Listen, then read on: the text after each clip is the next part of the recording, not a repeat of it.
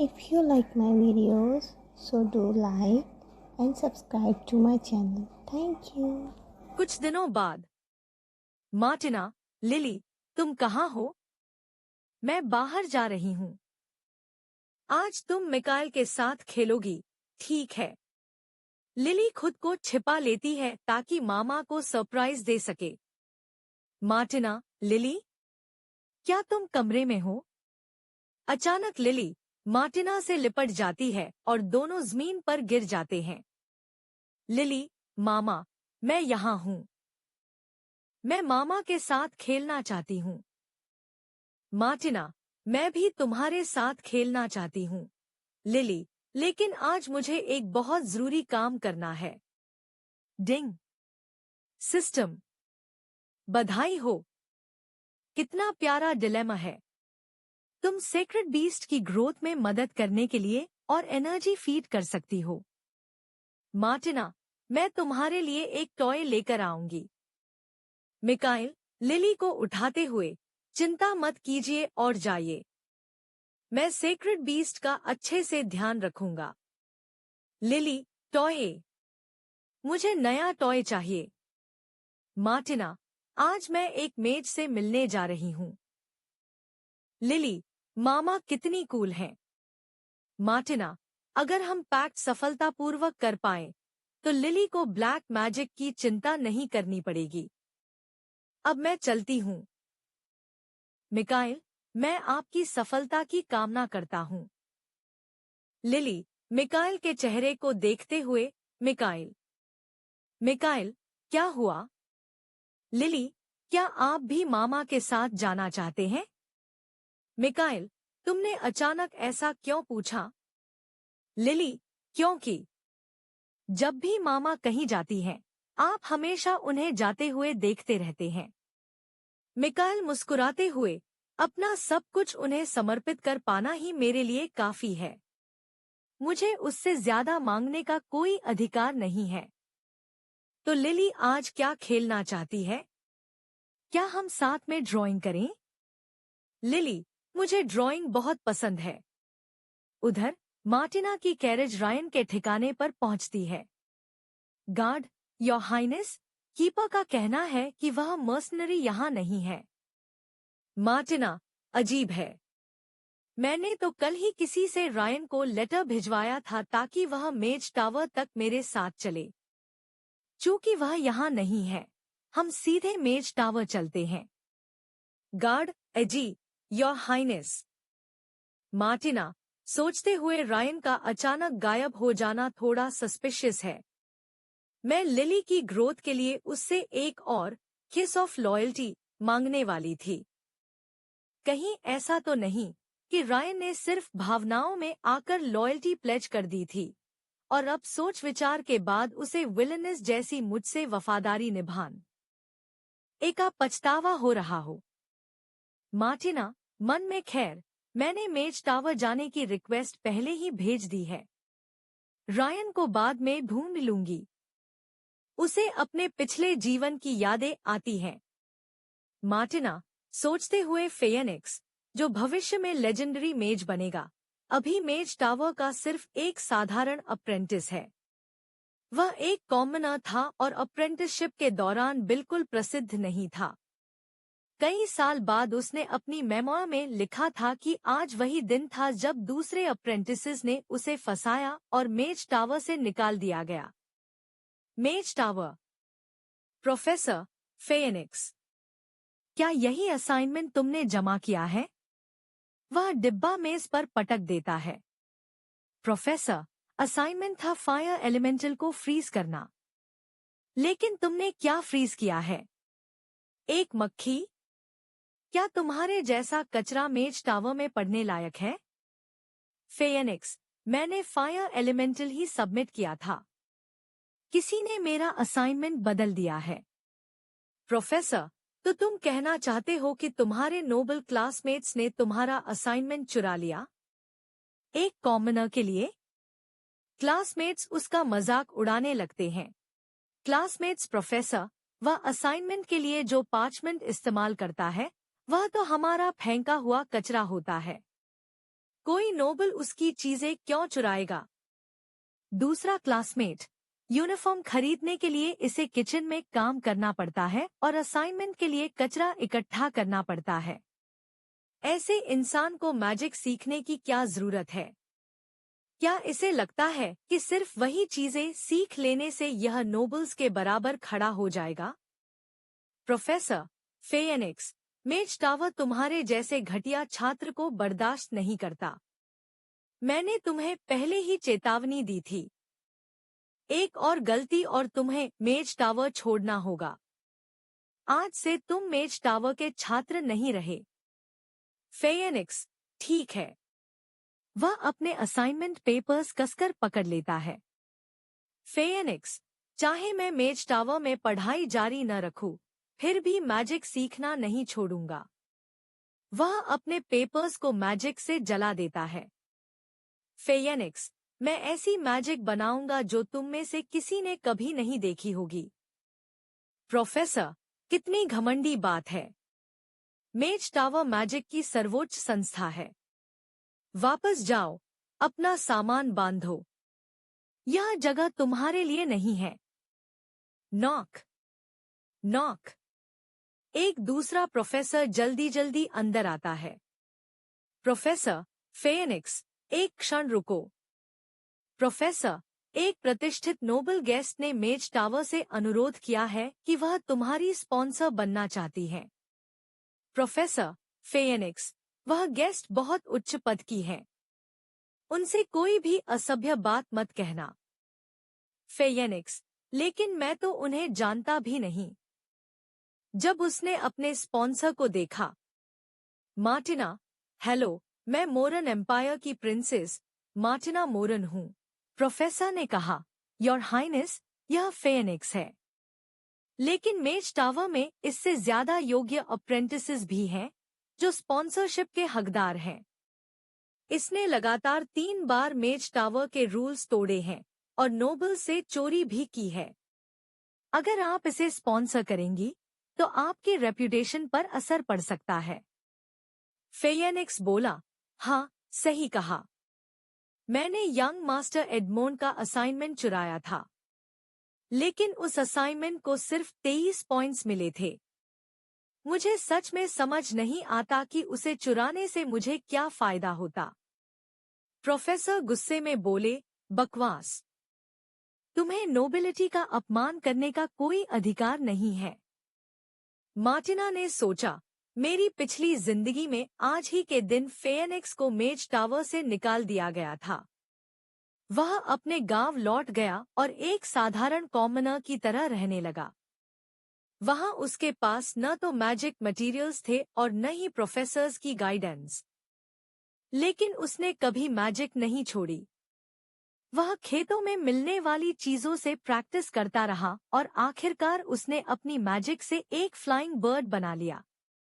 उसने कई नई तरह की मैजिक विकसित की, जिससे पूरा मेज टावर हैरान रह गया। बाद में मेज टावर को अपने फैसले पर पछतावा हुआ और उन्होंने उसे वापस बुला लिया। हालांकि गांव में भी वह मैजिक सीख सकता था, लेकिन उसे बहुत कष्ट झेलने पड़े। अगर मैं उसे मेज टावर में रहने दूं और उसकी बैकअप बन जाऊं, तो वह और भी जल्दी जीनियस बन जाएगा। मार्टिना ने प्रोफेसर से कहा, क्या आप हमें कुछ देर के लिए अकेला छोड़ सकते हैं? प्रोफेसर बोले, बिल्कुल, योर हाइनेस। फेनिक्स, अपने मैनर्स का ध्यान रखना। अब मीटिंग रूम में केवल दोनों ही थे। मार्टिना बोली, मेज टावर में तुम्हारी पढ़ाई का पूरा खर्च मैं उठाऊंगी। वह फेनिक्स के पास आई और बोली, तुम्हें चाहे कितनी भी मुश्किलों का सामना करना पड़े, तुम हमेशा मेरे पास आ सकते हो। मुझे दूसरों की राय नहीं सुननी। मैं सिर्फ तुमसे पूछना चाहती हूँ, क्या तुम मुझे अपना स्पॉन्सर बनाना चाहोगे? फेनिक्स कुछ सोचने लगा और फिर अपने कपड़े उतारने लगा। मार्टिना घबरा गई। है? तुम कपड़े क्यों उतार रहे हो? रुको। क्या तुम्हें लगता है कि मैं तुमसे उस तरह का रिश्ता चाहती हूँ? मेरे मन में ऐसा कुछ नहीं है। जल्दी से कपड़े वापस पहन लो। जब उसने कपड़े उतार दिए तो उसके शरीर पर कई घावों और चोटों के निशान दिखाई दिए। फेयनिक्स बोला, मैं सिर्फ आपको दिखाना चाहता था कि मेरे पिछले स्पॉन्सर ने मेरे साथ क्या किया था। मार्टिना हैरान होकर बोली, क्या? उस आदमी ने तुम्हारे साथ इतना अत्याचार किया? फेयनिक्स ने सिर झुकाकर कहा, वह एक विस्काउंट था जो मैजिक से बेहद नफरत करता था। उसे एक मेज सर्वेंट चाहिए था। लेकिन ज्यादातर मेजर्स नोबल फैमिली से होते हैं, इसलिए उन्हें गुलाम नहीं बनाया जा सकता था। मैं एक कॉमनर मेज अप्रेंटिस था, इसलिए उसने मुझे चुना। उसने कहा था कि वह मेरी स्पॉन्सरशिप करेगा, लेकिन बदले में मुझे उसकी सेवा करनी होगी। मगर जब भी मैं मैजिक इस्तेमाल करता, वह मुझे बेहद क्रूर तरीके से यातना देता था। योर हाइनेस, मैं आपसे एक बात पूछना चाहता हूँ। क्या आप भी मेरे साथ ऐसा ही करेंगी? मार्टिना ने सोचा, वह मुझ पर भरोसा नहीं कर पा रहा, लेकिन फिर भी मेरी मदद चाहता है। वह एक घायल आवारा बिल्ली के बच्चे जैसा है। लोगों के करीब आना चाहता है, लेकिन डरता भी है। मार्टिना मुस्कुराई। मुझे पता है कि तुम मेरी बातों पर तुरंत विश्वास नहीं। तो ऐसा करते हैं, हर गोल पूरा करने पर मैं तुम्हारी 1 साल की पढ़ाई स्पॉन्सर करूंगी। उसने उसके कंधों पर शर्ट डाल दी। पहला गोल होगा एक पोर्टेबल और small scale magic heat source पर रिसर्च करना। फेयनिक्स चौंक गया। आपको कैसे पता कि मैं इसी चीज पर रिसर्च कर रहा था? लेकिन मेरे पास पर्याप्त मैजिक मटेरियल्स नहीं थे, इसलिए मुझे रिसर्च रोकनी पड़ी। मार्टिना बोली, इस साल सर्दी बहुत ज्यादा है। तुम्हारे गांव में कई लोग ठंड से मर चुके हैं। मैं भी इसी समस्या के बारे में सोच रही थी। मैं एम्पायर की प्रिंसेस हूँ। मैं चाहती हूँ कि मेरे लोग गर्म और सुरक्षित सर्दी बिताएं। क्या तुम मेरे लिए इस मैजिक पर रिसर्च जारी रखोगे? फेयनिक्स के चेहरे पर हैरानी और खुशी दोनों दिखाई दी। तो क्या आप मुझे मैजिक मटेरियल्स देंगी? और दूसरे अप्रेंटिसेस अक्सर मेरा सामान फेंक देते हैं। क्या मैं सिंगल रूम में रह सकता हूँ? माफ कीजिए, शायद मैं जरूरत से ज्यादा मांग रहा हूँ। मार्टिना हंस पड़ी। मैं इस देश की सबसे बदनाम विलेनेस हूँ। ऐसी कोई चीज नहीं है जो मैं नहीं कर सकती। फेयनिक्स मुस्कुराया। मैं फेयनिक्स हूँ, प्रोफेसर्स के अनुसार सबसे खराब स्टूडेंट। इसलिए कृपया मुझे अपने साथ रहने दीजिए। वह एक कदम आगे बढ़ा। योर हाइनेस, मैंने सुना है कि हाथ के पीछे किस करना अलीजियंस की निशानी होती है। हालांकि यह ज्यादातर नाइट्स की एटिकेट मानी जाती है। वह शर्म से लाल हो गया। क्या मैं आपके लिए भी ऐसा कर सकता हूँ? मार्टिना ने सोचा, यह सच में एक छोटे किटन जैसा है। फिर उसने मन ही मन खुशी से सोचा, क्या मुझे इतनी जल्दी एक और किस ऑफ अलीजियंस मिलने वाला है? फेयनिक्स ने धीरे से मार्टिना के हाथ के पीछे किस किया। System ding. Phoenix panel. Condition met. First pillar of the nation. हाँ। सेकंड, लॉयल्टी की फीलिंग्स नहीं है। मार्टिना, हाँ। फेयनिक्स के पास मेरे लिए लॉयल्टी ही नहीं है। तो क्या अभी जो उसने सिंसेरिटी दिखाई थी, वो सिर्फ एक्टिंग थी? क्या ये फ्यूचर का ग्रेट मेज असल में एक जीनियस एक्टर है? कितना इंटरेस्टिंग है। फेयनिक्स, योर हाइनेस, क्या मैं अब से आपका नाम उसे करके रिसर्च मटेरियल्स के लिए अप्लाई कर सकता हूँ? तभी किसी ने उसकी शर्ट पकड़कर उसे हवा में उठा लिया। वो रायन था।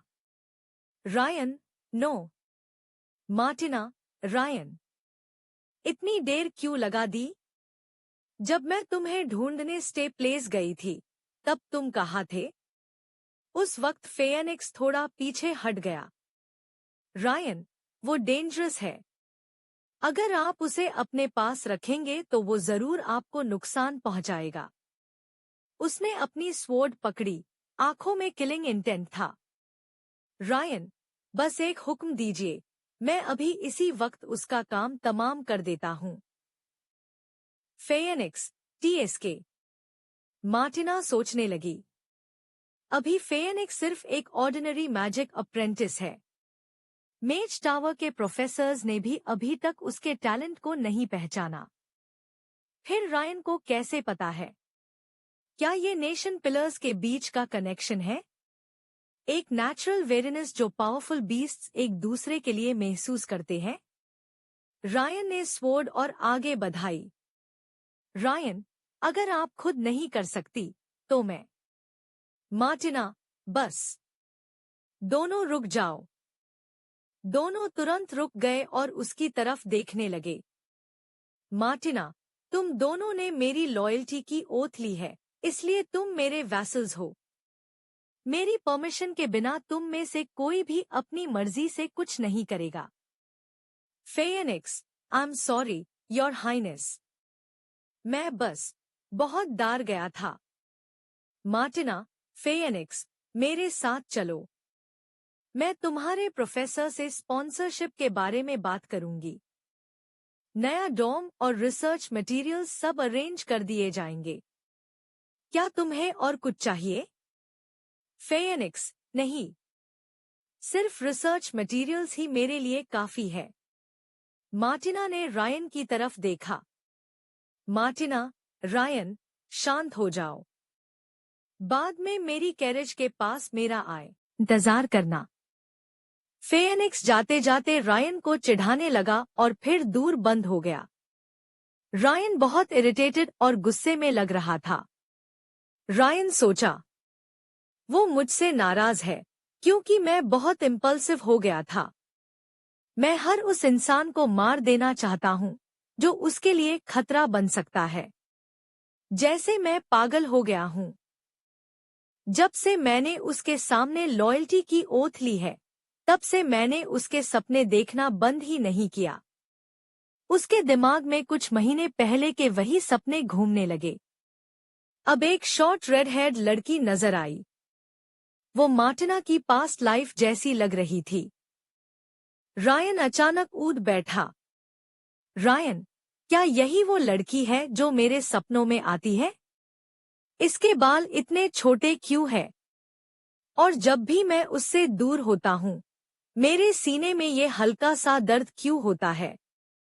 सिर्फ बैटलफील्ड में लड़कर ही ये दर्द कम होता है। क्या यही हर्थीन रॉयल फैमिली का ब्लड है? ये मुझे स्ट्रेंथ देता है, लेकिन साथ ही मुझे एक ऐसा मैडमैन बना देता है जो खुद पर कंट्रोल नहीं कर सकता। Present time. रायन, इस दर्द को भूलने के लिए मैंने और ज्यादा मर्सनरी जॉब्स लेना शुरू कर दिया। सिर्फ सोर मसल्स और कोल्ड शावर्स ही मुझे शांत कर पाते हैं। मार्टिना, जब मैं तुम्हारे साथ होता हूँ, तो मैं नॉर्मल होने का नाटक कैसे कर सकता हूँ? मार्टिना सोचने लगी। कम से कम इस तरह मैंने फ्यूचर के लेजेंडरी मेज से पहले ही मुलाकात कर ली। और किस ऑफ लॉयल्टी के बारे में उसका कोई ना कोई सल्यूशन बाद में सोच लूंगी। कैरेज के बाहर रायन उसका इंतजार कर रहा था। मार्टिना, रायन, क्या तुम अब शांत हो गए हो? मुझे पता है कि लॉयल्टी की ओथ लेने के बाद भी हर्थीन रॉयल फैमिली का ब्लड तुम्हारी रेगन में बह रहा है। तुम अब भी एक प्रिंस हो और मैं तुम्हारी फीलिंग्स की रिस्पेक्ट करती हूँ। रायन ने उसका हाथ पकड़ लिया। रायन, इसका मियर स्टेटस से कोई लेना देना नहीं है। मैं तुम्हारा होना चाहता हूँ। मैं तुम्हारा सबॉर्डिनेट हूँ। मैं तुमसे बंधा रहना चाहता हूँ। अपना नाम मुझ पर लिख दूं। मार्टिना सोची। वो चाहता है कि मैं अपना नाम उसके ऊपर लिखूं? ये कैसी अजीब सी रिक्वेस्ट है?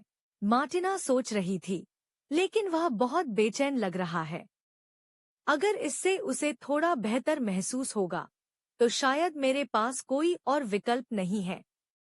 वह अपनी लिपस्टिक निकालकर बोली, मेरे पास पेन नहीं है, इसलिए मैं अपनी लिपस्टिक इस्तेमाल करूंगी। रायन बोला, नहीं, उसका इस्तेमाल मत करो। उसने उसकी बाह और कसकर पकड़ ली। रायन बोला, मैं ऐसी चीज नहीं चाहता जो जल्दी गायब हो जाए और कोई निशान भी न छोड़े। मुझे डर है कि मैं एक पागल मॉन्स्टर बन जाऊंगा। मार्टिना सोचने लगी, इसे क्या हो गया है? रायन बोला, मुझे एक निशान चाहिए, ताकि अगर मैं मॉन्स्टर बन भी जाऊं, अगर मुझे कुछ भी याद न रहे, तो भी इस निशान को देखकर मुझे तुम्हारी याद आ जाए। वह काँप रहा था। मार्टिना बोली, तुम मुझे चोट पहुंचा रहे हो। रायन ने तुरंत उसका हाथ छोड़ दिया। मुझे माफ कर दो, यह मेरी गलती थी। मार्टिना ने उसे हल्का सा धक्का दिया। तुम दर्द को दबाने के लिए कुछ चाहते हो, है ना? उसने बगीचे से एक रोज तोड़ा। कभी कभी सिर्फ उससे भी ज्यादा दर्द ही पुराने दर्द को ढक सकता है। बताओ, मैं अपना नाम कहाँ लिखूं? रायन ने अपने कपड़े खोलते हुए कहा, यहाँ। मार्टिना ने रोज का कांटा लेकर उसकी छाती पर मार्टिना लिख दिया। रायन के चेहरे पर अजीब सा भाव आ गया। मार्टिना बोली, तुम दर्द से चिल्ला क्यों नहीं रहे? रायन ने उसका हाथ धीरे से पकड़ लिया। यह वही है जिसका मैं हकदार हूँ। लेकिन तुम्हें यह दर्द नहीं सहना चाहिए। उसने उसके हाथ पर खून देखा, फिर उसके घाव को चूमते हुए बोला, जब तक मैं जिंदा हूँ, मैं तुम्हें दोबारा कभी चोट नहीं लगने दूंगा। मार्टिना उसे चुपचाप देखने लगी। System ding. Ryan Harthin. Condition met. First, pillar of the nation है। Second, possesses feeling of loyalty है। हिंट, जिन पिलर ऑफ द नेशन ने पहले से लॉयल्टी की शपथ ली हुई है, उनके फर्स्ट किस से 100% एनर्जी ट्रांसफर होती है। सेकंड किस और उसके बाद हर किस में ट्रांसफर होने वाली एनर्जी पिछली बार की 50% रह जाती है। मार्टिना मन ही मन बोली, हूँ? हर बार कम क्यों हो रही है? क्या तुम बीच में कमीशन काट रहे हो? डिंग। इंडिग्नेंट 0। यह नियम फर्स्ट सेक्रेड बीस्ट और एम्परर द्वारा बनाया गया था, ताकि सक्सेसर केवल एक व्यक्ति पर निर्भर न रहे और अधिक पिलर्स ऑफ द नेशन इकट्ठा करे। मार्टिना ने एक कार्ड निकालकर रायन को दिया। रायन, यह तुम्हारे लिए इनविटेशन है। अगर तुम पैलेस आना चाहो, तो इसे गार्ड्स को दिखाना। लेकिन यह सिर्फ एक बार इस्तेमाल किया जा सकता है। रायन बोला, मतलब मैं तुमसे सिर्फ एक बार मिल सकता हूँ? क्या मुझे और मौके नहीं मिल सकते? मार्टिना बोली, मुझे एक नाइट चाहिए जो मेरी सेवा कर सके, कोई पागल आदमी नहीं। अगर तुम्हारा परफॉर्मेंस अच्छा रहा, तो शायद तुम्हें और इनविटेशंस मिल जाए। यह कहकर वह कैरेज की तरफ बढ़ी। फिर मिलते हैं, रायन। रायन मुस्कुराया। लगता है आज रात मुझे बहुत अच्छा सपना आएगा। मार्टिना सोच रही थी, पागल। यह सचमुच पागल है। मैंने रायन के लिए 3 इनविटेशंस तैयार किए थे, लेकिन मुझे डर था कि अगर मैंने उसे बहुत ज्यादा कैंडी दे दी, तो वह और भी ज्यादा पागल हो जाएगा। फेयनिक्स एक चालाक कैट है जो सच नहीं बताता, और रायन एक वाइल्ड डॉग है जो किसी भी समय बेकाबू हो सकता है। क्या सारे पिलर्स ऑफ द नेशन ऐसे ही खतरनाक होते हैं? मैं तो बस लिली को सही तरीके से बड़ा करना चाहती हूँ। Palace corridor. मार्टिना अभी पैलेस पहुंची ही थी कि मिकाएल भागता हुआ आया। Your highness, Lily. Sacred beast शायद बीमार है। मार्टिना घबरा गई। क्या हुआ? मिकाएल बोला, अभी कुछ देर पहले लिली का पेट अचानक फूल गया। वह कह रही है कि बहुत दर्द हो रहा है। लेकिन आज उसने मिल्क के अलावा कुछ नहीं खाया। दोनों जल्दी से कमरे में पहुंचे। मार्टिना बिस्तर के पास बैठ गई। लिली, मामा को देखने दो कि तुम्हें क्या हुआ है। लिली रोते हुए बोली, मामा, मेरा टम्मी बहुत फूल गया है और दर्द भी कर रहा है। मार्टिना ने उसके पेट को दबाकर पूछा, यहाँ दबाने से दर्द होता है? लिली की आंखों में आंसू आ गए। अंदर बहुत ब्लोटेड लग रहा है। मार्टिना ने थोड़ा और दबाया। लिली चीख उठी, मामा, दर्द हो रहा है। मार्टिना ने उसके माथे को चूम लिया। डरो मत, लिली, मामा कोई न कोई इलाज जरूर ढूंढ लेगी। मैं मिकाइल से बात करके अभी वापस आती हूँ। लिली ने उसका हाथ पकड़ लिया। जल्दी वापस आना, मामा। कमरे से बाहर आते ही मार्टिना ने पूछा, तुम्हें यकीन है कि उसने कुछ अजीब नहीं खाया? मिकाइल ने सिर हिलाया। आज सुबह सिर्फ मिल्क पिया था और मैंने खुद जांच की थी।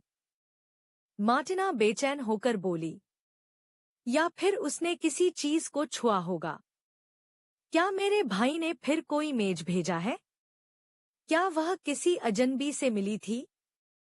लिली ने जिन जिन चीजों को छुआ, क्या तुमने सब जांच लिया? शायद किसी वस्तु पर मैजिक एन्चांटमेंट हो। मिकाइल ने उसके कंधे पकड़ लिए। योर हाइनेस, कृपया शांत हो जाइए। मार्टिना चौंक गई। मिकाइल बोला, मैंने लिली के संपर्क में आई हर चीज की जांच की है। कुछ भी संदिग्ध नहीं मिला। वह आज किसी और से भी नहीं मिली। हम पूरे समय ड्राइंग कर रहे थे। मार्टिना ने गहरी सांस ली। हाँ, सही कहा। हम इंपीरियल पैलेस में हैं और मैं मोरन एम्पायर की प्रिंसेस हूँ। मैं उसे बचा सकती हूँ। मिकाइल ने धीरे से कहा, आपने लिली को खोया नहीं है। आपने पहले पॉइसनर को ढूंढ निकाला था और लिली की रक्षा की थी। मार्टिना ने अपना सिर उसके कंधे पर टिका दिया। मिकाइल के चेहरे पर हल्की मुस्कान आई। सेक्रेड बीस्ट मैजिक से बनी हुई है। कोई ह्यूमन डॉक्टर उसका इलाज नहीं कर सकता। जब आप शांत हो जाएंगी, तब हम उसे मेज टावर ले जाएंगे। मार्टिना ने सिर हिलाया। ठीक है। मैं शायद बहुत ज्यादा घबरा गई थी। आपने बहुत अच्छा किया है, योर हाइनेस। मिकाइल मन ही मन सोच रहा था, क्या सिर्फ मैं ही उसका यह कमजोर रूप देख पाता हूँ? काश मैं उसके और करीब आ पाता। उसी समय मार्टिना ने उसकी तरफ देखा। क्या हुआ? मिकाइल तुरंत संभल गया। कुछ नहीं। तभी एक मेड अंदर आई। Your highness princess Martina, her majesty queen आपको बुला रही हैं। मार्टिना चौंक गई। मदर मुझे बुला रही हैं? अभी क्यों? मार्टिना, मिखाइल, लिली का अच्छे से ख्याल रखना। ओह, और मेज टावर को भेजने के लिए एक लेटर भी ड्राफ्ट कर देना। क्या देख रहे हो? मैंने जो कहा, वो सुना? मिखाइल, कृपया चिंता मत कीजिए। मैं सब संभाल लूंगा। वह उसे धीरे से आगे बढ़ाने की कोशिश करता है।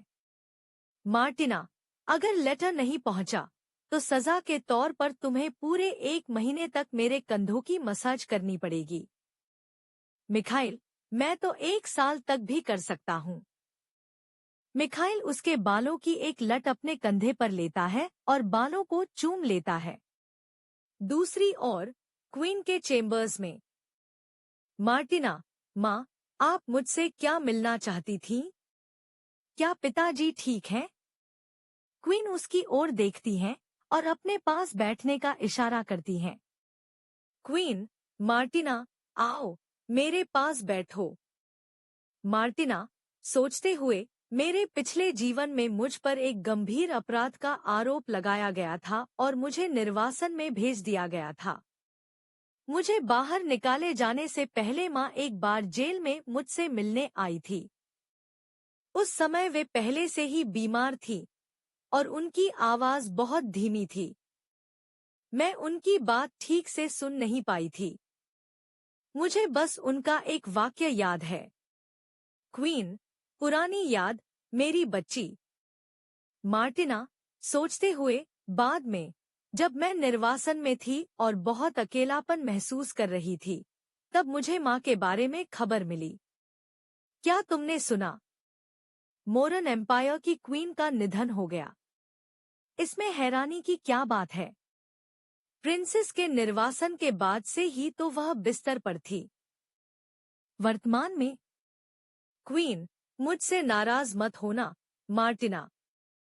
मार्टिना, मैं आपका मतलब नहीं समझी। क्वीन, काउंसिल ऑफ नोबल्स में मैं न तुम्हारा पक्ष ले सकती हूँ और न ही मेफील्ड का। मैं सिर्फ तुम्हारी माँ नहीं हूँ।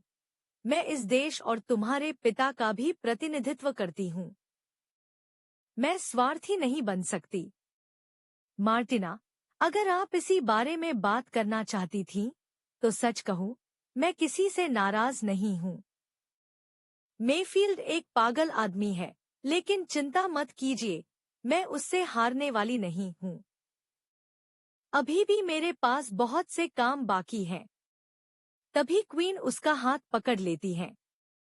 क्वीन, मार्टिना, जब तुम और मेफील्ड छोटे थे, तब तुम दोनों कितने करीब थे। क्या तुम दोनों फिर से पहले जैसे नहीं बन सकते? तुम्हारा भाई सिर्फ इसलिए तुम से नाराज है क्योंकि तुम उसकी बात नहीं मानती। उसका विरोध करना बंद कर दो। तुम दोनों परिवार हो। अगर ऐसा ही चलता रहा, तो वह तुम्हें बहुत नुकसान पहुंचाएगा। मार्टिना, उसके कुछ करने से पहले ही मैं उसका सिर धड़ से अलग कर दूंगी। क्वीन चौंक जाती है और उसका हाथ छोड़ देती है। क्वीन, नहीं, मार्टिना। मैं नहीं चाहती कि तुम दोनों के बीच रिश्ता इतना खराब हो जाए। कुछ क्षण रुककर। क्वीन, अगले महीने हर्थीन एम्पायर का प्रिंस यहाँ आएगा। वह तुम्हारे साथ मैरिज अलायंस का प्रस्ताव लेकर आएगा। मार्टिना की माँ, एक मैरिज अलायंस? हर्थीन एम्पायर के साथ? मार्टिना, हमारा देश और हर्थीन एम्पायर हमेशा से एक दूसरे के खिलाफ रहे हैं। फिर वे हमारे साथ मैरिज अलायंस क्यों करना चाहते हैं? Past history. हर्थीन एम्पायर और मोरन एम्पायर के बीच संघर्ष सैकड़ों वर्षों से चला आ रहा है और दोनों देशों के लोग एक दूसरे से नफरत करते हैं। इसलिए जब रायन की माँ अपने प्रेम के लिए हर्थीन के एम्परर के साथ भागकर शादी कर गई थी, तो उनके अपने देश के लोगों ने उन्हें तुच्छ समझा और उनके पति के देश ने भी उन्हें स्वीकार नहीं किया। दोनों पक्षों के बीच फंसकर उन्होंने आखिरकार दुखों में अपनी जान दे दी। अगर मैं हर्थीन के किसी प्रिंस से शादी करूंगी, तो मेरा अंत भी शायद उन्हीं की तरह होगा। मार्टिना, माँ, क्या आप चाहती हैं कि मैं हर्थीन की अगली इंपीरियल कंसॉर्ट बनूं? मार्टिना की माँ, मार्टिना, तुम हमेशा लोगों के बारे में सबसे बुरा सोचती हो। अपने भाई के बारे में भी और मेरे बारे में भी। मैं तुम्हारी माँ हूँ। मैं जानबूझकर तुम्हें नुकसान क्यों पहुंचाऊंगी? हर्थीन का सेकंड प्रिंस तुम्हारा हाथ मांग रहा है। मैंने उसके बारे में सुना है। वह एक नोबल और एलिगेंट व्यक्ति है। ज्यादा मत सोचो। यह एक अच्छा रिश्ता है। मार्टिना, मुझे जाने दीजिए। मुझे ऐसा नहीं लगता। सेक्रेड बीस्ट केवल मोरन एम्पायर में ही बड़ा हो सकता है। अगर मैं शादी करके हर्थीन चली गई, तो उस सेक्रेड बीस्ट का क्या होगा जिसे मैं अभी पाल रही हूँ? मैं भी एक माँ हूँ। मैं अपने बच्चे को छोड़कर नहीं जाऊंगी। लिली की तबीयत ठीक नहीं है। मुझे उसके पास जाना होगा। मुड़कर। मार्टिना, लिली, सेक्रेड बीस्ट का नाम है। अगर आपके पास समय हो तो आप उससे मिलने आ सकती हैं। मार्टिना की माँ उदास होकर रोने लगती है। मार्टिना की माँ, मेरे पास कोई और रास्ता नहीं है, मार्टिना।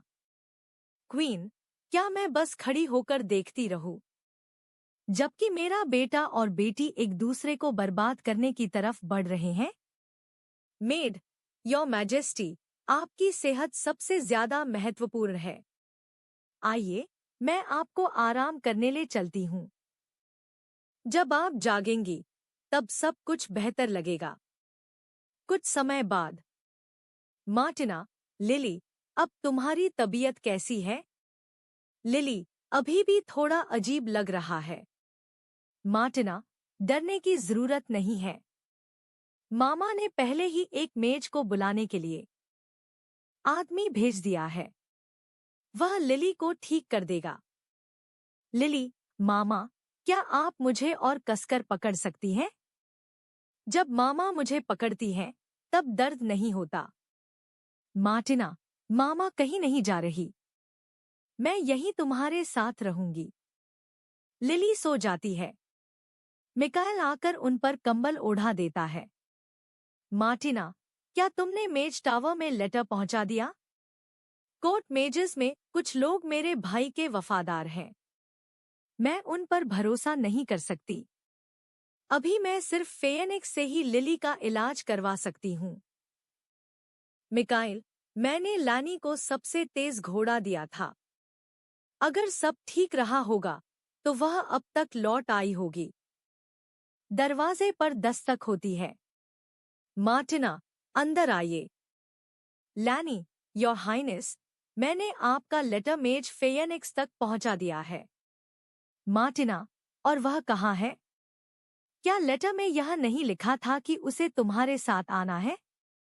लैनी, उन्होंने कहा कि पहले मैं आकर आपको रिपोर्ट दूं। और उन्होंने यह भी कहा कि योर हाइनेस को खिड़की के बाहर देखना चाहिए। मार्टिना, क्या वह खिड़की से अंदर आने वाला है? तभी आसमान में शानदार फायरवर्क्स फूटने लगते हैं। लिली, हूँ? यह कैसी आवाज है? वाओ! आसमान में कई क्यूट एनिमल्स के आकार वाले फायरवर्क्स दिखाई देते हैं। मार्टिना, लिली, तुम्हें यह पसंद आया? लिली, मुझे बहुत पसंद आया। मार्टिना, सोचते हुए शायद क्योंकि मैंने लेटर में लिखा था कि मुझे एक बच्चे के इलाज के लिए उसकी मदद चाहिए, इसलिए फेयनिक्स ने ये एनिमल शेप्ड फायरवर्क्स बनाए हैं। लिली, वो देखो, वह लिली है। मार्टिना, लिली आसमान में कैसे उड़ रही है? लिली, भविष्य में लिली भी उड़ पाएगी। मार्टिना, सोचते हुए उसे इतनी ऊर्जा से भरा देखकर अब मुझे राहत मिल रही है। शायद यह कोई छोटी सी समस्या है, ज्यादा गंभीर नहीं। आखिरी फायरवर्क आसमान में मार्टिना का नाम बनाता है। फेयनिक्स, सोचते हुए अब जब मैं आपका वैसल बन चुका हूँ, योर हाइनेस, तो यह वेलकमिंग गिफ्ट इतना बुरा भी नहीं है ना? अपने मैजिक रिसर्च को सुचारू रूप से चलाने के लिए मुझे किसी भी तरह योर हाइनेस की कृपा प्राप्त करनी होगी। फेयनिक्स, हूँ? जिस चाइल्ड का आपने जिक्र किया था, वह यह है। मार्टिना, यह मेरी बेटी लिली है। लिली, मैं लिली हूँ। क्या आसमान में जो फूल थे, वे आपने बनाए थे? फेयनिक्स, मैं तो समझता था कि एम्पायर का सेक्रेड बीस्ट सिर्फ एक लेजेंड है। मुझे विश्वास नहीं हो रहा कि यह सच में मौजूद है। तुम्हारा सिर तो बहुत मुलायम है। मार्टिना, यह मैजिक से बनी हुई एक जीव है, इसलिए मैंने तुम्हें बुलाया है। यह कह रही है कि इसके पेट में अजीब सा भारीपन महसूस हो रहा है। क्या तुम पता लगा सकते हो कि समस्या क्या है? फेयनिक्स, मैं तो मेज टावर का सिर्फ एक साधारण स्टूडेंट हूँ। क्या आप सच में इतना महत्वपूर्ण काम मुझे सौंपना चाहती हैं? मार्टिना, मुझे विश्वास है कि भविष्य में तुम बाकी सभी को पीछे छोड़कर सभी मेजेस की सबसे ऊंची चोटी तक पहुंचोगे। फेयनिक्स अपने होंठ काटते हुए, मन में मेरे अलावा वह पहली इंसान है जिसने विश्वास किया कि मैं यह कर सकता हूँ। वह लिली की जांच करता है। फेयनिक्स कितना फूला हुआ है। समस्या यही है। मन में, मैंने पहले कभी इस तरह का मैजिक नहीं देखा। यह इंसानों के मैजिक से बिल्कुल अलग है। यह मैजिकल पावर इतनी विशाल और रहस्यमय है। तो यही वह सेक्रेड बीस्ट है जो एम्पायर की किस्मत को अपने साथ लेकर चलता है। फेयनिक्स, योर हाइनेस, लिली के अंदर जो है वह इंसानों या जानवरों से बिल्कुल अलग है। उसके अंदर केवल अपार मैजिकल पावर मौजूद है। उसके पेट में दर्द इसलिए हो रहा है क्योंकि थोड़ी सी बाहरी मैजिकल पावर अभी तक डाइजेस्ट नहीं हुई है और वह उसके अंदर मौजूद दूसरी मैजिकल पावर्स में बाधा डाल रही है। मार्टिना, मन में थोड़ी सी बाहरी मैजिकल पावर? यह रायन के दूसरे किस ऑफ अलीजियंस से मिली मैजिकल पावर ही होगी। दूसरे किस और उसके बाद वाले किसेस में ट्रांसफर होने वाली एनर्जी पिछली बार की तुलना में केवल 50% रह जाती है। मार्टिना, क्या इसका कोई समाधान है? फेयनिक्स, अगर वह डाइजेस्ट नहीं कर पा रही है तो जाहिर है उसे एक्सरसाइज करनी होगी। योर हाइनेस, आप लिली को हर समय गोद में उठाए रखती हैं, है ना? और वह शायद ही कभी अपने पैरों पर चलती हो। मार्टिना, मन में खाते समय गोद में उठाना, बगीचे में घूमने के लिए भी गोद में उठाना। मार्टिना तो लिली की पर्सनल प्रैम बन गई है। क्या? मिकाइल, ऐसा इसलिए है क्योंकि लिली पैलेस में रहती है और उसके लिए खतरा हो सकता है। उसे हर समय प्रोटेक्शन की जरूरत होती है। मार्टिना, तुम्हें मेरा बचाव करने की जरूरत नहीं है। सच तो यह है कि मैंने लिली को बहुत ज्यादा बिगाड़ दिया है। मैं उसे अकेले खेलने भी नहीं देना चाहती। तो अब क्या किया जाए ताकि वह इस मैजिकल पावर को डाइजेस्ट कर सके? क्या उसे हर दिन वॉक पर ले जाना होगा? फेयनिक्स, इस बार मैं मदद कर सकता हूँ जब तक मैं मैजिक के पैटर्न्स को समझ लूं। फेयनिक्स, मुस्कुराते हुए, ऐसी कोई मैजिकल प्रॉब्लम नहीं है जिसे मैं हल न कर सकूं। अचानक तेज रोशनी फैल जाती है। मिकाइल मार्टिना की आंखें ढक देता है। लिली, क्यों? वह अपना पेट रगड़ती है और मार्टिना की गोद से कूद जाती है। लिली, मामा, अब दर्द नहीं हो रहा। मामा, क्या अब आप मुझे गोद में नहीं उठाएंगी? मार्टिना, अब से मामा तुम्हें हर दिन वॉक पर ले जाएगी और तुम्हें स्नैक्स भी कम खाने होंगे। अगर लिली अच्छी बच्ची बनेगी और रोज वॉक पर जाएगी तो मैं तुम्हें हग दूंगी। लिली, वाह! लिली पूरी कोशिश करेगी। Lily, thank you big brother, आप बहुत अमेजिंग हैं। फेयनिक्स, तुम मुझे बिग ब्रदर बुला सकती हो, लेकिन अगर तुम मुझे ऐसा बुलाओगी तो मैं तुम्हारी माँ को क्या कहूँ? हमारी उम्र के हिसाब से तो मुझे उन्हें सिस्टर कहना चाहिए। मार्टिना मुस्कुरा देती है। मिकाइल दूर से यह सब देखता है और उसका चेहरा थोड़ा उदास हो जाता है। लैनी, योर हाइनेस, बहुत देर हो रही है। मिस्टर फेयनिक्स का यहाँ रात बिताना उचित नहीं होगा। मैं उन्हें मेज टावर वापस छोड़ देती हूँ। मार्टिना, तुमने लिली को ठीक किया है। बताओ, रिवॉर्ड में क्या चाहते हो? फेयनिक्स, अगर मैं कहूँ कि मैं आपको प्राइवेट में सिस्टर कहकर बुलाना चाहता हूँ, तो क्या आप इसकी अनुमति देंगी? मार्टिना रुक जाती है, फिर फेयनिक्स के पास जाकर कहती है। मार्टिना, फेयनिक्स, तुम्हें पढ़ना बहुत आसान है। अगर तुम्हारे मैजिक रिसर्च को और फंडिंग चाहिए तो पहले मुझे कुछ अच्छे रिजल्ट्स दिखाओ। तुम्हें बूटलिक करने की जरूरत नहीं है। समझे? वह मुस्कुराती है। मार्टिना, अब जाओ और आराम करो, लिटिल ब्रदर। फिर वह लिली के कमरे की ओर चली जाती है। फेयनिक्स, शर्माते हुए, मन में उन्होंने तो मुझे पूरी तरह समझ लिया।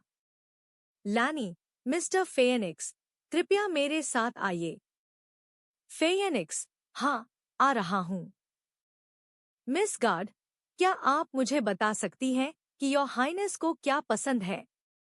लैनी, एक गार्ड अपनी हाइनेस की निजी बातों पर चर्चा नहीं कर सकती। फेयनिक्स, तो फिर यह बता दीजिए कि आप उनकी पर्सनल गार्ड कैसे बनी? इतना तो बताया जा सकता है ना? लैनी, हाँ, यह बताया जा सकता है।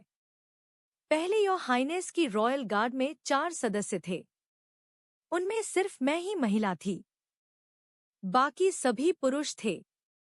लेकिन वे लोग केवल योर हाइनेस को बहकाने की कोशिश करते थे ताकि उनके लवर बनकर फायदे हासिल कर सकें।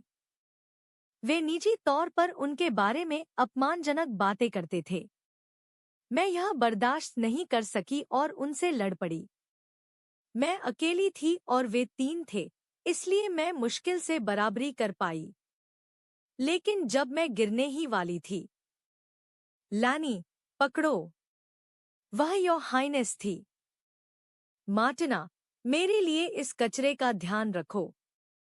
अगर तुम जीत गई, तो तुम मेरी एकमात्र पर्सनल गार्ड बनोगी। पास्ट मेमोरीज समाप्त।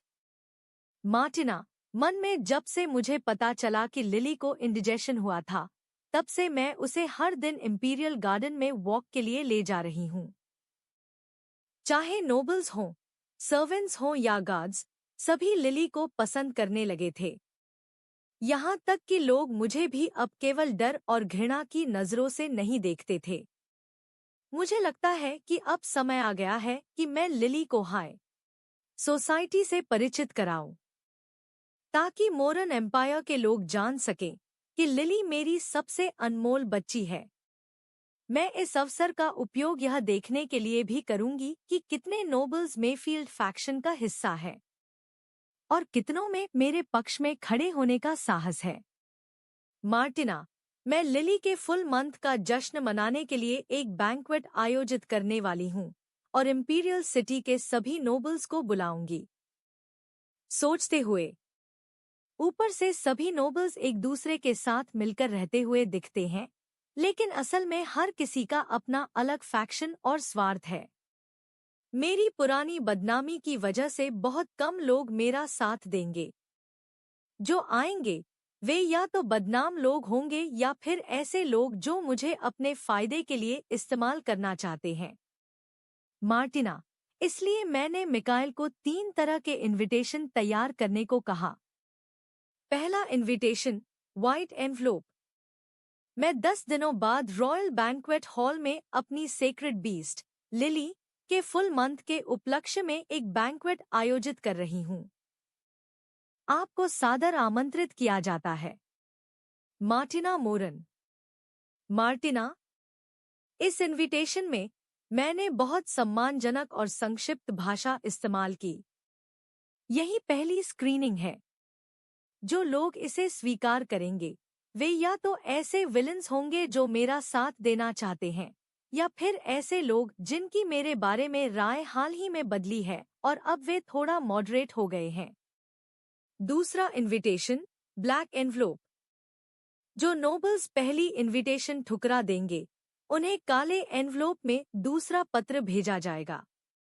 एक इंपीरियल प्रिंसेस के इनविटेशन को नजरअंदाज करने की तुम्हारी हिम्मत कैसे हुई? क्या तुम मेरे क्रोध का सामना करने के लिए तैयार हो? पत्र पर खून की एक छोटी सी बूंद बनी हुई है। मार्टिना, यह एक सीधी थ्रेट है, बिल्कुल वैसे ही जैसे मैं हमेशा करती आई हूँ।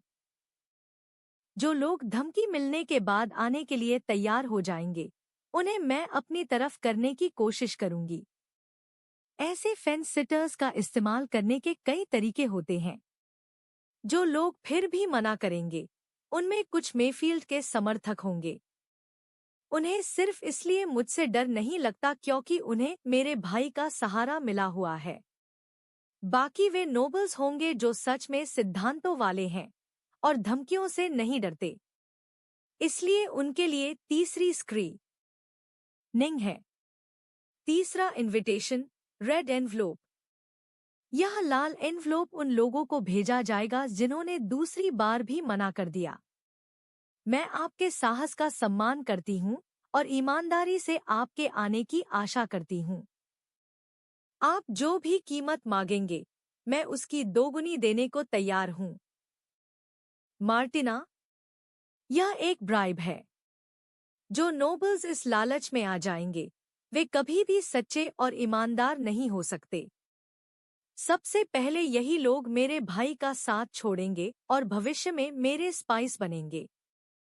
और जो तीसरी बार भी मुझे ठुकरा देंगे, वे या तो मेरे भाई के सबसे वफादार समर्थक होंगे या फिर सच में मजबूत इरादों वाले नोबल्स, जिन्हें अपने पक्ष में करना सबसे ज्यादा जरूरी होगा। इन 3 स्क्रीनिंग्स के बाद हर नोबल की असली पोजीशन मेरे सामने साफ हो जाएगी। अब मुझे बस एक एक करके उन्हें अपनी तरफ करना है। कुछ दिन बाद मार्टिना चलते हुए सोचती है, लेकिन इन नोबल्स के अलावा एक और इंसान है जिस पर मुझे ध्यान देना होगा। पिछले कुछ दिनों से वही मेरे लिए लगातार लेटर्स पहुंचा रहा है। हर दिन दर्जनों नोबल्स के घर जा रहा है। उनके जवाब मिलने के बाद सारी जानकारी को व्यवस्थित भी वही कर रहा है। लोहे जैसा मजबूत इंसान भी इतना काम लगातार नहीं कर सकता। मार्टिना मिकाइल के कमरे का दरवाजा खोलती है। मिखाइल, चौंक कर, योर हाइनेस, आप एक सर्वेंट के कमरे में क्यों आई हैं? मार्टिना, मैंने तुम्हें आराम करने के लिए नहीं कहा था? तुम्हें बुखार है, फिर भी काम क्यों कर रहे हो? वह उसकी शर्ट पकड़ लेती है। मिखाइल, मैं बस जल्दी से ये लेटर्स व्यवस्थित कर दूं ताकि वे आपके काम आ सकें। मार्टिना, इसकी कोई जरूरत नहीं। अभी जाकर बिस्तर पर लेटो। लेकिन मिकाइल अपनी जगह से नहीं हिलता। मिखाइल, ठीक है, मैं आपकी बात मानता हूं। आप जो कहेंगी वही करूंगा। वह उठता है। लेकिन बेहतर होगा कि आप यहां से चली जाए। मुझे डर है कि कहीं आपको भी मेरा बुखार न लग जाए। मार्टिना, उसके माथे पर हाथ रखते हुए, सुबह से बुखार थोड़ा कम है। अगर तुम ठीक से आराम करोगे तो। मिखाइल उसका हाथ पकड़ लेता है। मिखाइल, आपको किसी सर्वेंट के साथ ऐसा व्यवहार नहीं करना चाहिए। मार्टिना, क्या तुम भी मुझसे इंपीरियल प्रिंसेस वाली एटिकेट निभाने को कह रहे हो? जब पूरी दुनिया मुझे विलेनेस ही कहती है, तो नियमों का पालन करने का क्या फायदा? मिखाइल, मेरा वह मतलब नहीं था। मेरा मतलब था, अगर आप किसी सर्वेंट पर इतनी मेहरबानी करेंगी, तो वह गलत मतलब निकाल सकता है। मार्टिना, मैं अपने सर्वेंट के साथ जैसा चाहूं वैसा व्यवहार करूंगी। मिखाइल, मुझे पता है, आप ऐसी ही हैं। लेकिन अब मैं खुद पर काबू नहीं रख पा रहा। कृपया यहाँ से चली जाइए। आपके पास इससे कहीं ज्यादा जरूरी काम है। मेरे जैसे एक साधारण सर्वेंट पर अपना इतना समय मत बर्बाद कीजिए। वह दरवाजा मार्टिना के सामने बंद कर देता है। मार्टिना हैरान होकर सोचती है, यकीन नहीं होता, मेरे अपने सर्वेंट ने मुझे कमरे से बाहर निकाल दिया। क्या वह सिर्फ बीमार होने की वजह से चिड़चिड़ा हो गया है? छोड़ो, आज दोपहर उसके लिए पौष्टिक खाना भिजवा दूंगी। दूसरी तरफ मिकाइल का कमरा। मिखाइल सोचता है, क्या से राफा बीमार होने की वजह से मैं खुद पर काबू नहीं रख पा रहा। मेरे मन में ऐसे ख्याल आ रहे हैं जो मुझे कभी नहीं सोचने चाहिए। मैं सिर्फ एक सर्वेंट हूं। मुझे ऐसे अनुचित एहसास नहीं रखने चाहिए। यह हैंडकर्चिफ भी उनका ही है। मैं उनकी छाप में बंध चुका हूँ। मिखाइल सोचते हुए, मेरी हर चीज उन्हीं की है। सिर्फ उनके लिए मेरे दिल में जो खामोश तड़प है, वही एक चीज है जो सिर्फ मेरी है। अगला दृश्य मार्टिना की कैरेज चीफ जस्टिस के रेसिडेंस पर पहुंचती है। सर्वेंट मार्टिना का स्वागत करते हुए, योर हाइनेस, मास्टर आपका इंतजार कर रहे हैं। कृपया मेरे साथ आइए, मैं आपको अंदर ले चलता हूँ। लिली, मामा, हम किससे मिलने आए हैं? मार्टिना, एक बहुत ही गंभीर और सम्मानित बुजुर्ग व्यक्ति से। वे इस देश के सबसे महत्वपूर्ण जज हैं। लिली, जज क्या होता है? मार्टिना, अगर कोई बुरा काम करता है तो वही तय करते हैं कि उसे कितनी बार केंद बेंत की सजा मिलेगी। लिली, ये तो बहुत डरावना है। फिर तो आज मुझे बहुत अच्छे से व्यवहार करना होगा। मार्टिना, उसकी कोई जरूरत नहीं, लिली। तुम हमेशा की तरह ही रहना। वो बुजुर्ग कोई क्रूर इंसान नहीं है। सोचते हुए, चीफ जस्टिस मैथ्यू डगलस एक ऐसे व्यक्ति हैं जिनका जन्म ही बुराई का न्याय करने के लिए हुआ है। उनके दिल में सही और गलत का फर्क सबसे ऊपर है। मेरी पिछली जिंदगी में भी वही थे जिन्होंने हथौड़ा बजाकर मुझे आजीवन निर्वासन की सजा सुनाई थी। और इस बार भी जिन नोबल्स को मैंने इनविटेशन भेजा था, उनमें सबसे पहले उन्होंने ही तीनों लेटर्स लौटा दिए थे। मैथ्यू डगलस खिड़की की ओर देखते हैं, फिर मुड़कर आगे बढ़ते हैं और अपनी सीट पर जाकर बैठ जाते हैं। Chief justice Matthew, your highness princess Martina, आपका स्वागत करना मेरे लिए सम्मान की बात है। Martina, good afternoon lord Matthew. शायद यह पहली बार है जब आप उससे मिल रहे हैं।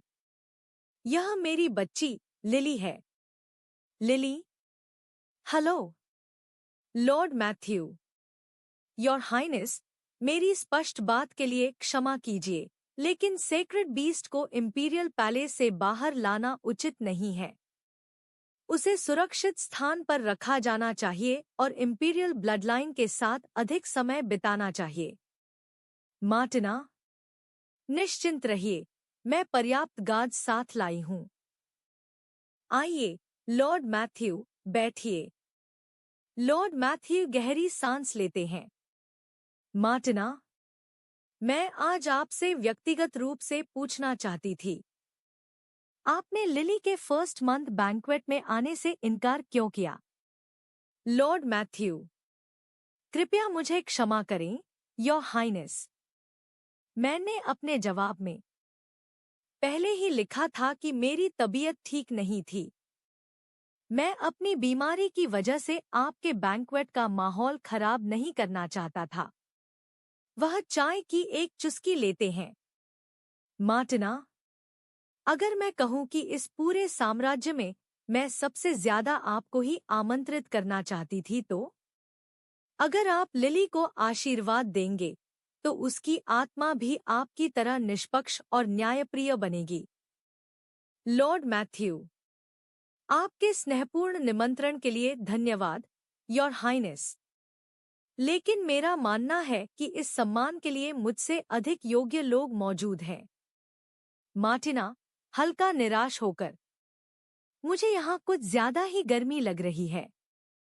मैं थोड़ी देर बालकोनी में ताज़ी हवा लेने जा रही हूँ। वह खड़ी हो जाती है।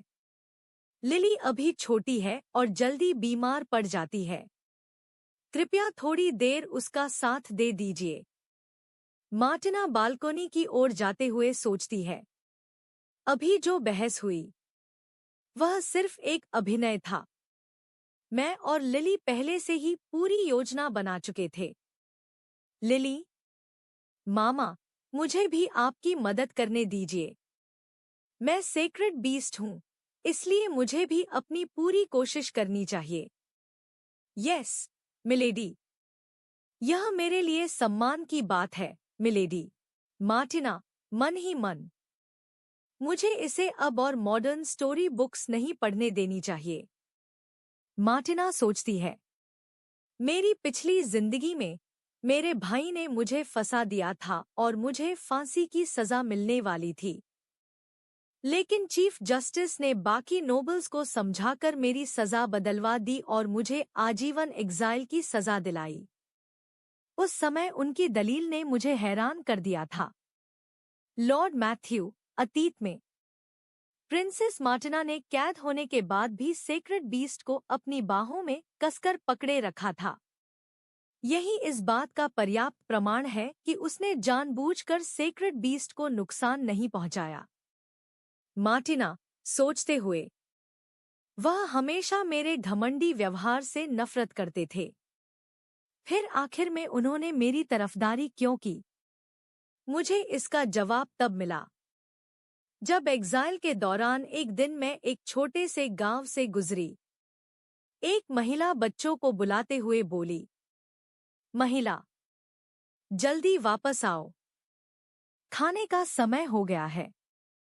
अगर देर करोगे तो ग्रैंडपा मैथ्यू नाराज हो जाएंगे। बच्चे, अरे नहीं, ग्रैंडपा मैथ्यू कभी नाराज नहीं होते। उन्हें तो हम सबसे ज्यादा प्यारे हैं। मार्टिना, सोचते हुए, भले ही वह एक सख्त और पुराने विचारों वाले नोबल थे, लेकिन बच्चों से उन्हें बेहद लगाव था। लिली और लॉर्ड मैथ्यू एक दूसरे को देखते हैं। लिली घबराकर सोचती है, मामा ने कहा था कि मुझे बस हमेशा की तरह रहना है। तुम कर सकती हो, लिली, वह खड़ी होकर बोलती है। लिली, व्हाइट बियर्ड ग्रैंडपा, क्या आपको लिली पसंद नहीं है?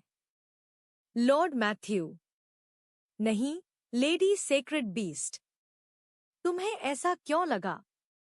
लिली, क्योंकि आप हमेशा मुझे इतना सख्त चेहरा दिखाते हैं। लॉर्ड मैथ्यू, एम्पायर की सेक्रेड बीस्ट से बात करते समय यही उचित एटिकेट है। लिली, तो फिर अभी मेरे सिर पर हाथ फेरिए। जो भी लिली को पसंद करता है वो हमेशा उसके सिर पर प्यार से हाथ फेरता है। लॉर्ड मैथ्यू, मन ही मन, प्रिंसेस मार्टिना द्वारा पाली गई सेक्रेड बीस्ट इतनी सीधी और मिलनसार है। लगता है कि प्रिंसेस और सेक्रेड बीस्ट के अच्छे रिश्ते की अफवाहें सच थी। वह लिली के सिर पर हाथ फेरने की कोशिश करते हैं। लिली, झिझकिए मत, मामा कहती है कि पूरी दुनिया में लिली का सिर सहलाना सबसे अच्छा एहसास है। लॉर्ड मैथ्यू, मुस्कुराते हुए, हाँ, तुम्हारी माँ बिल्कुल सही कहती है।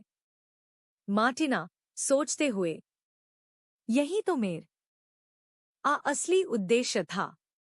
इतने जिद्दी चीफ जस्टिस को तुरंत अपनी तरफ करना असंभव है। लेकिन अगर वह लिली को स्वीकार कर ले तो आगे की मेरी योजनाओं में यह बहुत मदद करेगा। अब आगे बढ़ने का समय है।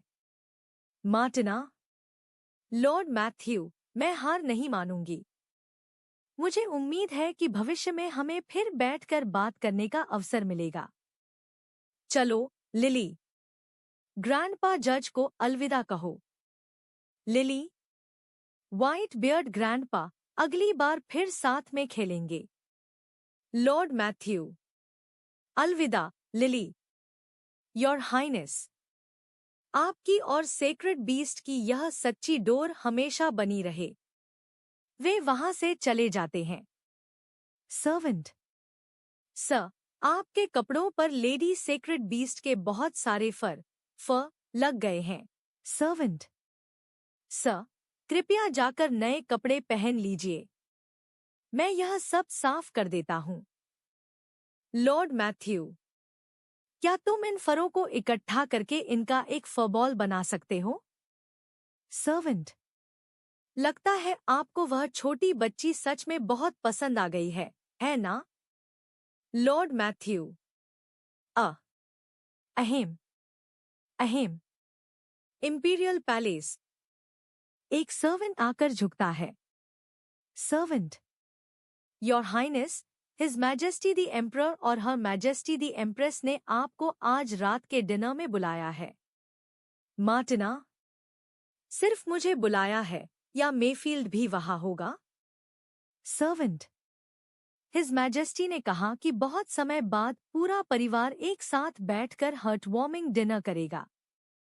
मार्टिना, लैनी, लिली को मेरे कमरे में वापस ले जाओ। अगर मुझे लौटने में देर हो जाए तो उसे पहले ही सुला देना। लैनी, जी, योर हाइनेस। मार्टिना, मन ही मन। लिली के फर्स्ट मंथ बैंक्वेट की तैयारी के ठीक पहले अचानक पूरे परिवार का साथ में डिनर। क्या यह इसलिए है क्योंकि मैंने हर्थीन के साथ शादी से इनकार कर दिया? या फिर मेफील्ड फिर से कोई चाल चल रहा है? जो भी हो, इतना तय है कि इसमें कुछ भी अच्छा नहीं होने वाला, क्योंकि मोरन एम्पायर का रॉयल फैमिली मेरे लिए हमेशा एक दम घोंट देने वाला नरक रहा है। मार्टिना सोचती है, मेरे पिता गार्डनर मोरन एक बेहद ठंडे दिल वाले राजनीतिज्ञ हैं। दक्षिण के नोबल्स का समर्थन पाने के लिए उन्होंने मेरी मां से शादी की, जो एक महान नोबल परिवार की बेटी थी। शादी से पहले दोनों कभी एक दूसरे से मिले तक नहीं थे। मेरी मां इज़ाबेल मोरन एक बेहद सीधी सादी नोबल लेडी थी।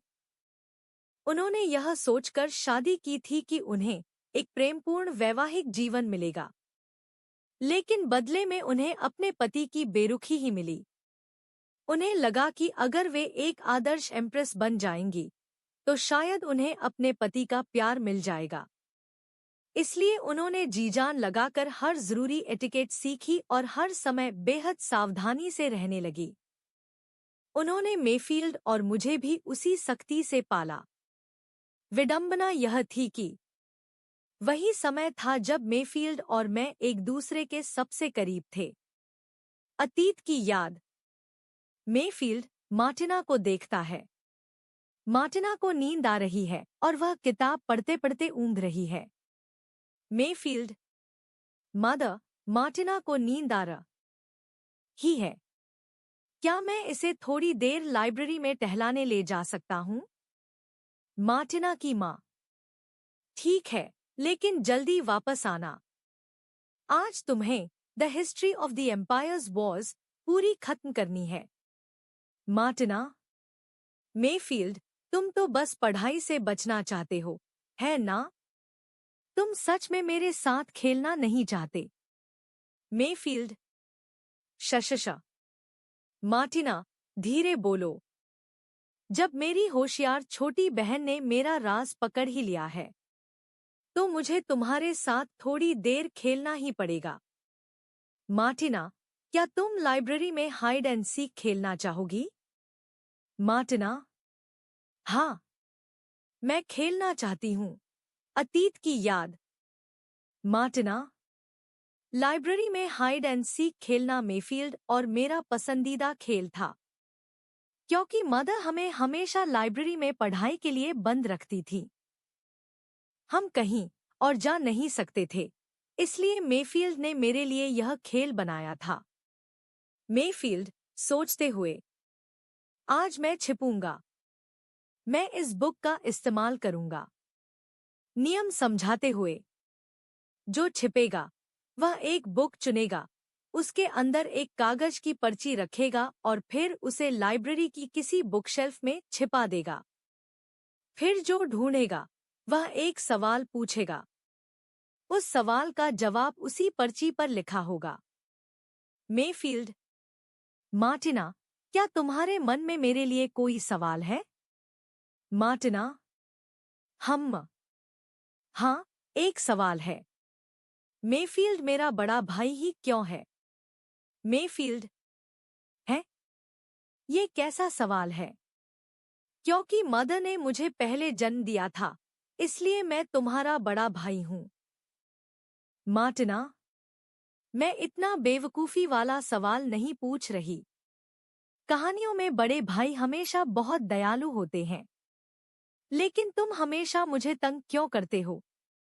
मेरा भाई इतना परेशान करने वाला क्यों है? मेफील्ड, तुम्हें नहीं लगता कि मैं बहुत बदकिस्मत हूँ? मेफील्ड, मेरी छोटी बहन तो बहुत बिगड़ी हुई है।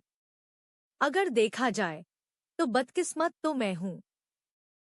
मार्टिना, मैं वापस जा रही हूँ। तुम अकेले ही खेलो। तुम्हारे साथ ऐसा ही होना चाहिए। मेफील्ड, अरे, वापस मत जाओ। अगर तुम फिर नाराज हो गई तो मदर मुझ पर गुस्सा करेंगी। ठीक है, इस बार मैं तुम्हारे सवाल का गंभीरता से जवाब दूंगा।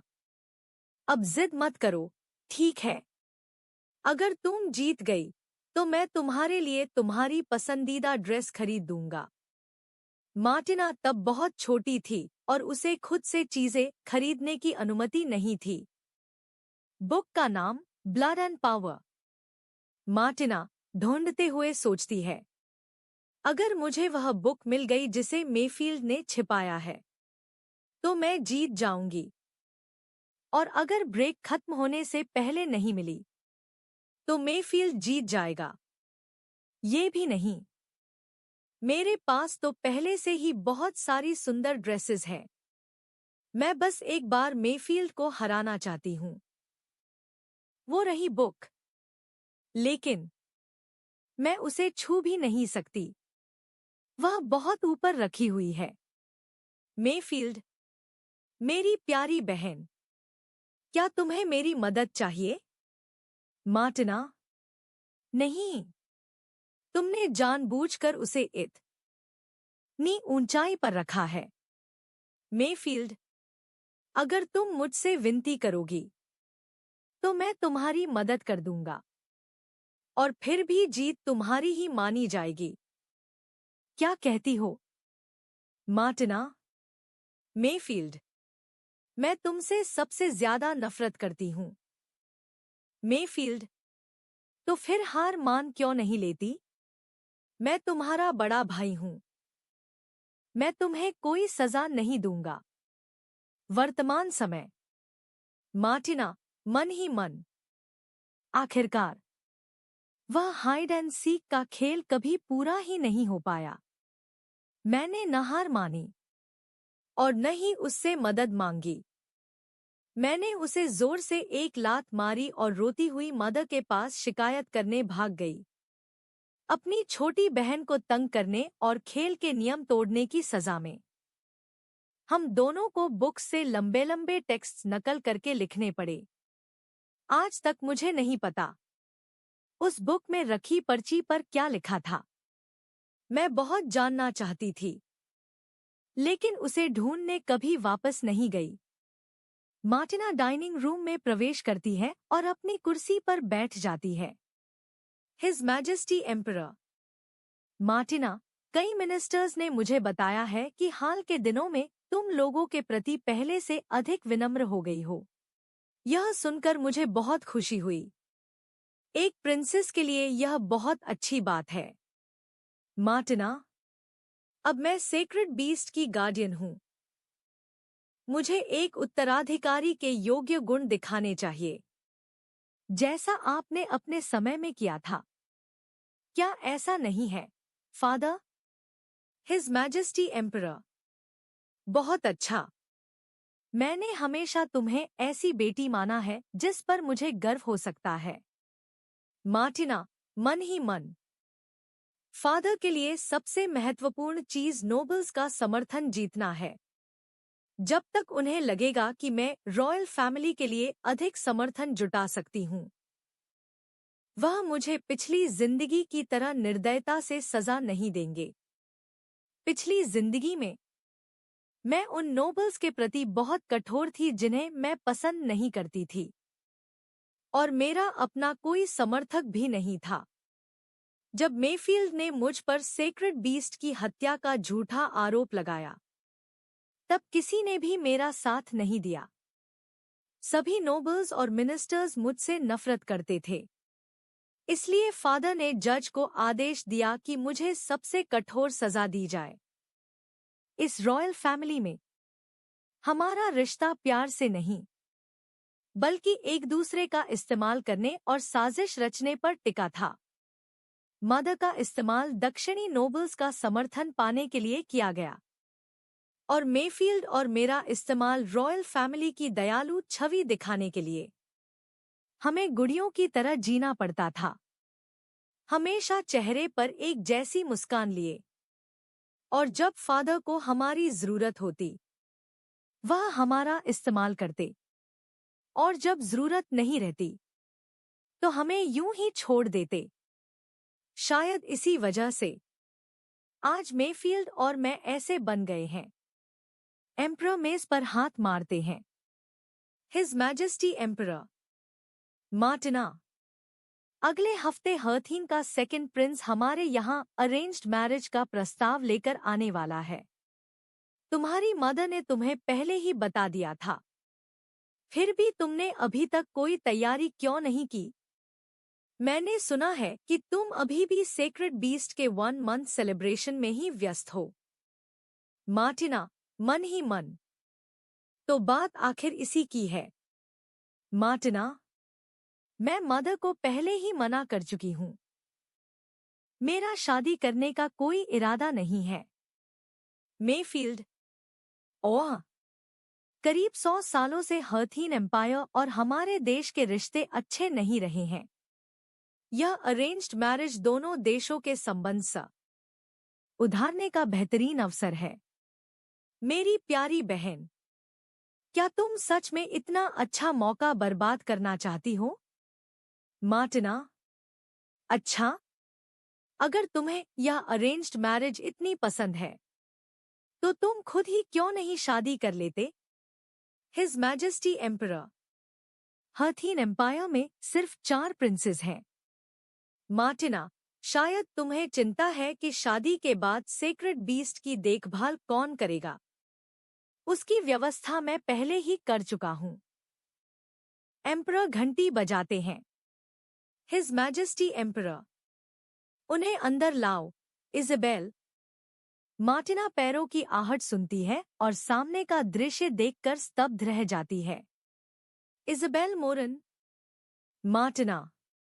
मेफील्ड, ये तुम्हारे सेक्रेड बीस्ट्स हैं। हमें एक ऐसा मैजिक मिल गया है जिससे सेक्रेड बीस्ट्स को ह्यूमन फॉर्म में बदला जा सकता है। एम्पायर की स्थापना के बाद पहली बार ऐसा हुआ है। इसलिए सेक्रेड बीस्ट की चिंता मत करो, वे मेरे साथ यहाँ सुरक्षित रहेंगे। मार्टिना, एक अच्छी लड़की बनो और यह शादी स्वीकार कर लो। मार्टिना, मन ही मन। ये लोग लिली का इस्तेमाल करके मुझे इस शादी के लिए मजबूर करना चाहते हैं। पर कौन सा मैजिक इस्तेमाल किया? लिली की यह हालत कैसे हो गई? System alert. अलर्ट। गार्डियन और उसके सेक्रेड बीस्ट के बीच का कनेक्शन समाप्त हो चुका है।